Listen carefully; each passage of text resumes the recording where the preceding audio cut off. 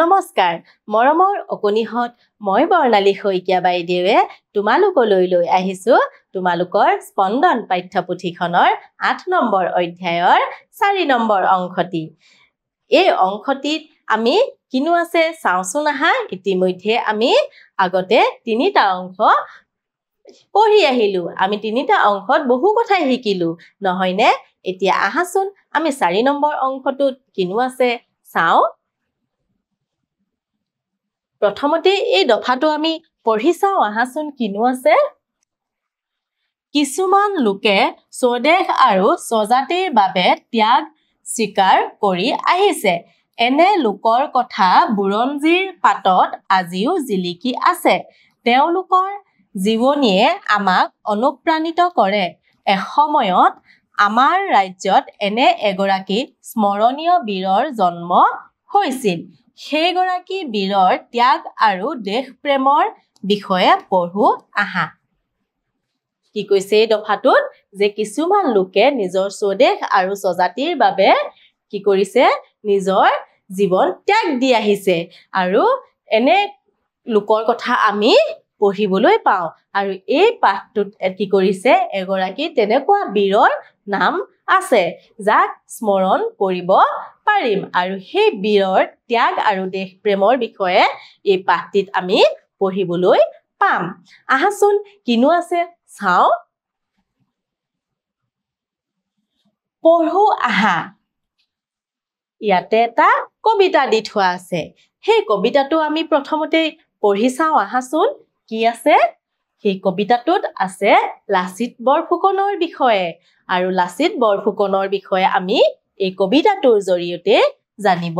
পাৰিম এইয়া চোৱা এই ছবিখনত আমি লাচিত বৰফুকনৰ প্ৰতিমূৰ্তি দেখিবলৈ পাইছোৱে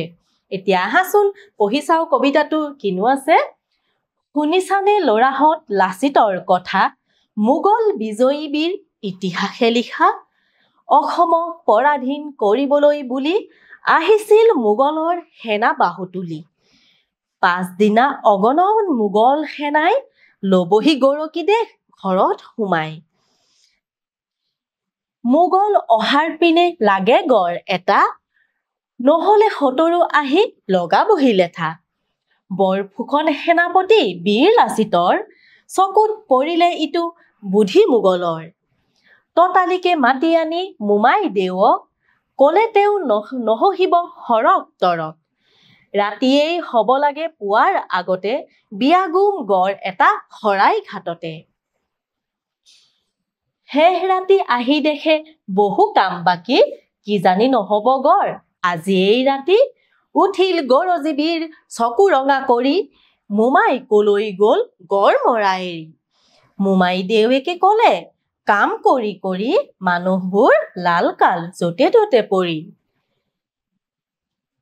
শকতিৰ কুলাই মানে কাম কৰিছিল নোৱাৰে ইহঁতে আৰু ভাগৰি পৰিল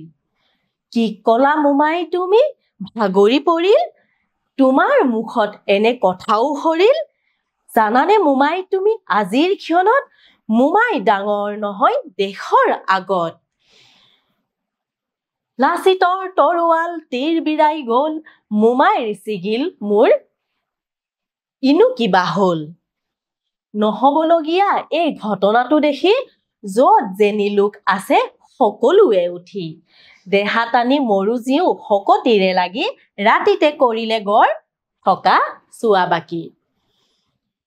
গড়ৰ আঁৰত থাকি অসম সেনাই দুই হাতে হিলৈ মাৰি মোগল খেদাই সেৱাধীন অসমৰ ৰাখিলে কিৰীতি দেখুৱালে জগতক দেশৰ পিৰিতি লাচিতৰ পুনাতি তোমালোক শুন ৰাখিব লাগিব সেই তাহানিৰ গুণ ইমান ধুনীয়া কবিতা এটা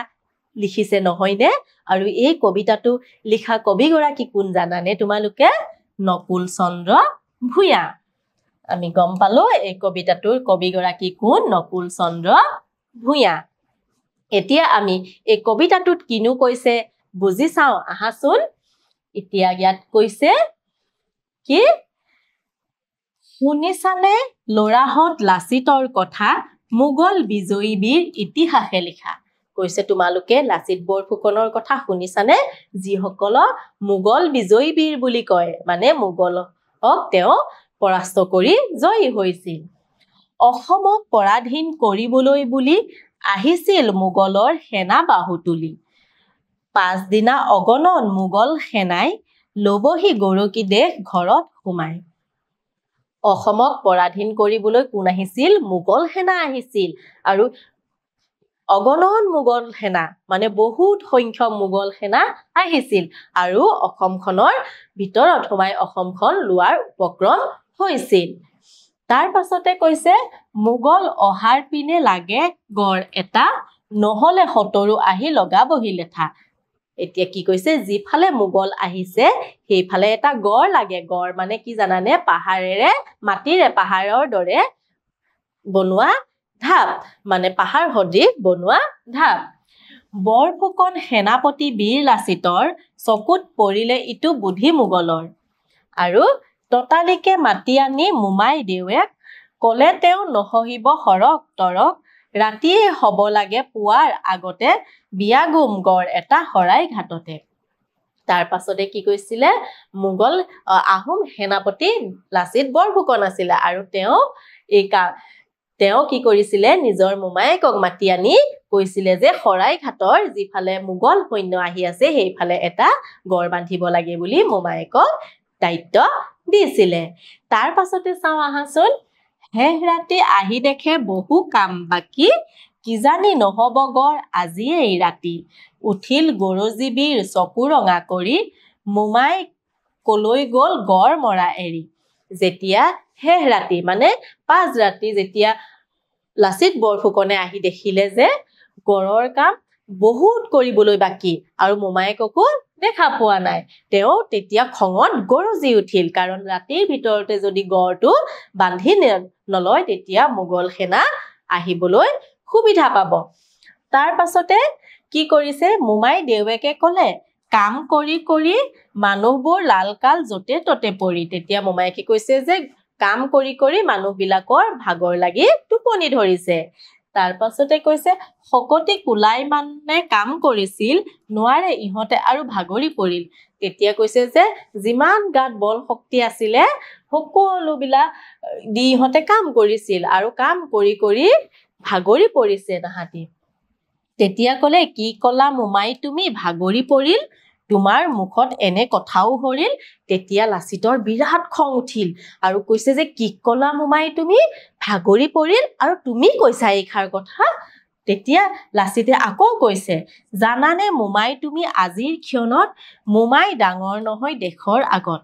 তেতিয়া লাচিতৰ ইমানেই খং উঠিলে তেতিয়া মোমায়েকক কৈছে যে জানা মোমাই দেশৰ আগত তুমি মুতকৈ ডাঙৰ হ'ব নোৱাৰা তাৰ পাছত চাও আহাচোন লাচিতৰ তৰোৱাল তীৰ বিৰাই গল মোমাই ছিগিল মোৰ ইনু কিবা হল তাৰ পাছতে লাচিতে নিজৰ তৰোৱালখন উলিয়াই লৈ মোমায়েকৰ কি কৰিলে ডিঙিত ছিঙি দিলে মূৰটো ছিঙি দিলে নহবলগীয়া এই ঘটনাটো দেখি যত যেনি লোক আছে সকলোৱে উঠি দেহা টানি মৰু জিউ সকতিৰে লাগি ৰাতিতে কৰিলে গড় থকা চোৱা বাকি যেতিয়া দেখিলে যে লাচিতে মোমায়েকৰ ডিঙিটো কাটি পেলালে আৰু তেতিয়া বাকি সৈন্যসকলে দেখি ভয়তে উঠি লৈ মৰু জিউকৈ কাম কৰি একেটা ৰাতিৰ ভিতৰতে গড়টো বান্ধি পেলালে তাৰ পাছতে কি হল চাও আহাচোন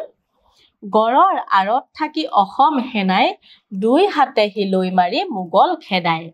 সেৱাধীন অসমৰ ৰাখিলে কিৰীতি দেখুৱালে জগতক দেশৰ পিৰিতি লাচিতৰ পু নাতি তোমালোক শুন ৰাখিব লাগিব সেই তাহানিৰ গুণ কি কৈছে ইয়াত গড়ৰ আৰত থাকি অসম সেনাই তাৰ পিছত যেতিয়া গড়টো বান্ধিলে অসম সেনাই তাৰ পৰা কি হল হিলৈ মাৰি মোগল খেদাব পাৰিলে আৰু কি কৰিলে সেই যে ৰাতিৰ ভিতৰতে গড় বান্ধি যে মোগল সৈন্যক আকৌ উভতাই পঠাব পাৰিলে খেদিব পাৰিলে তাৰ মানে ইয়াতে প্ৰকাশ পাইছে যে লাচিতৰ নিজৰ দেশখনৰ প্ৰতি নিজৰ ঠাইখনৰ প্ৰতি কিমান মৰম আছিলে তাকে ইয়াত প্ৰকাশ পাইছে আৰু কৈছে যে লাচিতৰ পুনাতি মানে তোমালোকৰ কথা কৈছে তোমালোকে লাচিতৰ নিচিনাকৈ সেই গুণসমূহ ৰাখিব লাগিব আৰু তোমালোকে ৰাখিব লাগিব সেই তাহানিৰ গুণসমূহ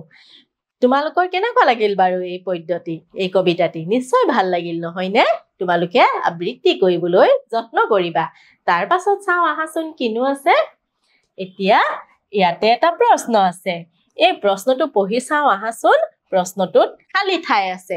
দেখা পাইছানে আহা আমি এই খালি ঠাইটো পূৰ কৰোঁ জানানে মোমাই তুমি আজিৰ ক্ষণত মোমাই ডাঙৰ নহয় খালি ঠাই আছে আগত কি হ'ব বাৰু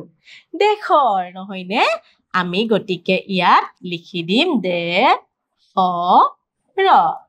দেশৰ নিশ্চয় তোমালোকে বুজি পাইছাই নহয় জানো মৰমৰ অকণিহঁত এই অংশটি ইমানতে সামৰিছো আগন্তুক দিনত এটি নতুন অংশলৈ পুনৰ আহিম ধন্যবাদ